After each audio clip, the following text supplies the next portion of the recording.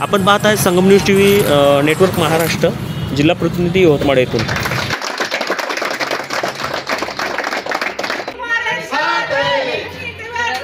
आगे बढ़ो, हम तुम्हारे साथ हैं। सुधीर बाबू तुम आगे बढ़ो, हम तुम्हारे साथ हैं। सुधीर बाबू तुम आगे बढ़ो, हम तुम्हारे साथ हैं। संगम बहुउद्देशीय मार्गदर्शनात का संगम बहुउद्देशीय गवळी समाज संघटनेच्या वतीने मांडवा येथील प्रश्न सोडविल्याच्या नंतर तो प्रश्न जिल्हाध्यक्ष हे पद जाहीर करताच रीनाताई धंद्रे यांचं स्वागत समारंभ गवळी समाजाच्या वतीने करण्यात येत असून त्यांना शाल पुष्पगुच्छ गवळी समाजाच्या वतीने देऊन त्यांचं स्वागत करण्यात येत आहे। तरी हा आनंदाचा क्षण आपल्याला इथं पाहायला मिळतो गवळी समाजामध्ये। आज कुठेतरी गवळी समाज एकत्र येत असल्याचं संगम बहुउद्देशीच्या वतीने दिसत आहे आपल्याला, याच्यात कुठल्याही प्रकारची शंका नाही आहे। तसंच केळापूर पांढरकवडा तालुक्याचे तालुका अध्यक्ष दीपक भाऊ बोपटे यांनीही इथे प्रामुख्याने त्यांचीही हजेरी इथं लावली। त्यांचा पण प्रयत्न तिकडे गवळी समाजामध्ये मोलाचा वाटा आहे।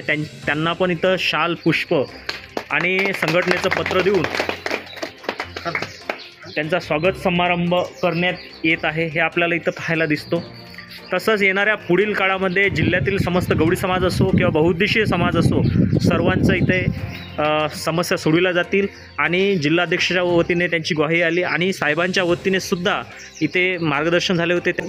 आज येथे हा कार्यक्रम ठरलेला आहे। जिल्हा अध्यक्षपद रीनाताई धंद्रे यांना स्वीकारण्यात आलेलं आहे आणि यांनी गवळी समाजाचा जे काही कामं थांबलेले आहे ते कामं रीनाताईने करण्याचा संकल्प घेतला आहे आणि रीनाताईला गवळी समाजाचं संगम बहुउद्देश समाज संघटनेकडून जिल्हा अध्यक्षपद स्वीकारण्यात आलेलं आहे। संगम बहुउद्देशीय गवळी समाज संघटनेच्या वतीने यवतमाळ जिल्हा अध्यक्षपदी गवळी समाजाच्या व इतर समाजाच्या करता नियुक्ती करण्यात आलेली आहे रीनाताई धंद्रे।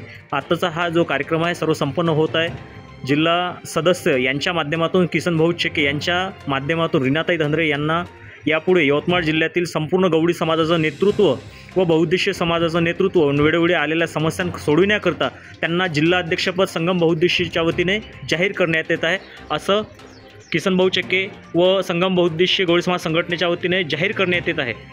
संगम बहुउद्देशीय गवळी समाज संघटनेच्या वतीने आज जिल्हाध्यक्षाचं पद वितरण करण्यात आलेलं आहे। तो कार्यक्रम आज इथं संपन्न झालेला आहे आणि या संपन्न होताना गवळी समाजाला आधार म्हणून परत पुण्यांदा जेव्हा जिल्हाध्यक्षाचं पद काढल्याच्यानंतर तिथून 6 महिन्यानं तेच पद स्थगित ठेवून आज त्या पदाला कुठेतरी विचलित करण्यात आलेलं आहे। तर यावेळी यवतमाळ जिल्ह्याचं 16 तालुक्याचं अध्यक्षपद रीनाताई धंद्रे यांच्याकरता संगम बहुउद्देशीय गवळी समाज संस्थेच्या वतीने जाहीर करण्यात आलेलं आहे। संगम न्यूज टीव्ही नेटवर्क यवतमाळ जिल्हा प्रतिनिधी यवतमाळ येथून खूप खूप धन्यवाद। जो विश्वास माझ्यावर ठेवलेला संगम बहुउद्देशीय संस्थेने गवळी समाजाने आणि हर एक कार्य त्यांचे ज्या प्रॉब्लेम्स आहेत ते सॉल्व करण्याचा नक्की मी प्रयत्न करेन। जितकं काही माझ्याच्याने होईल तो करण्याचा मी नक्की प्रयत्न करेन आणि खूप खूप धन्यवाद।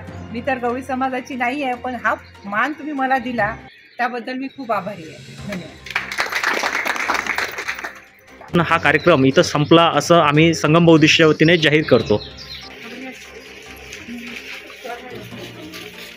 1 2 3 4 सुधीर भाऊ इंगिंटवारचा जय जयकार। ठीक आहे, 1 2 3 4 सुधीर भाऊचा जय जयकार। येणार कोण? सुधीर भाऊ शिवाय आहे तरी कोण? भारतीय जनता पार्टीचा विजय असो। असे कसे येत नाही? आल्याशिवाय राहत नाही। येणार कोण? सुधीर भाऊ येणार।